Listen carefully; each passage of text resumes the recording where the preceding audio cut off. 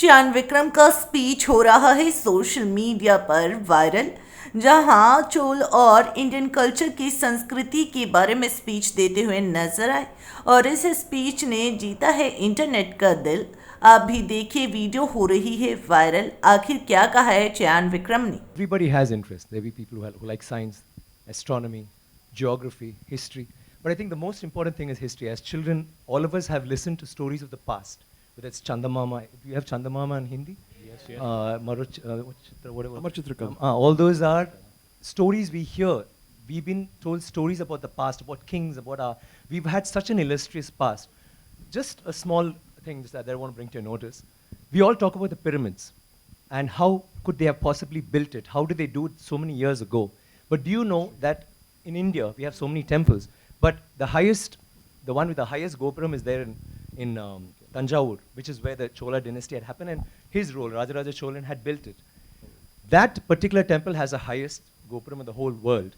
The top stone alone, it's a single stone that weighs 80 tons. 80 tons, not 1 ton or 2 tons. And how did they do it? But do we know that? We all go to the pyramids, we go see the Leaning Tower of Pisa. Someone said something very nicely. He said, we are actually appreciating a building that doesn't stand.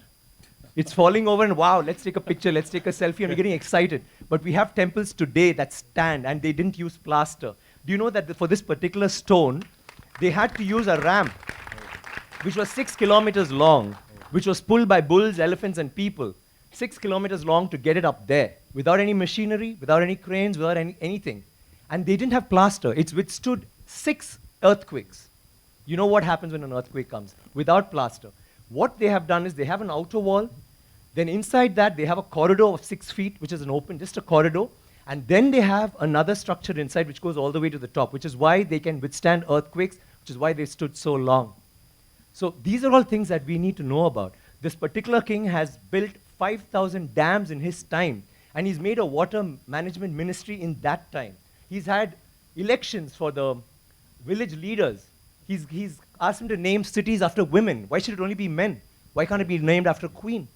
And they've had hospitals, free hospitals, and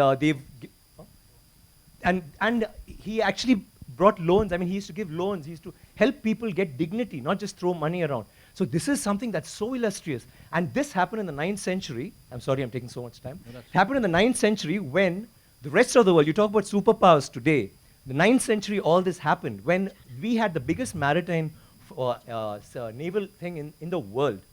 And it went all the way to Bali, all the way to Malaysia, and went till we sent emissaries to China. And you know what was the superpower doing then? America hadn't been discovered by Columbus till 500 years later. So think about our culture, think about how advanced we were. We need to be proud of this. It's nothing to do with North India, South India, West India, East India. It is, we are Indians. And we need to feel proud about that. And England is so illustrious, but Englands were invaded by the Vikings, and the Europe was in the dark ages during the 9th century. They had nothing going on. So don't you think we should celebrate history? Absolutely, absolutely. Thank you. Thank you. I need water, please.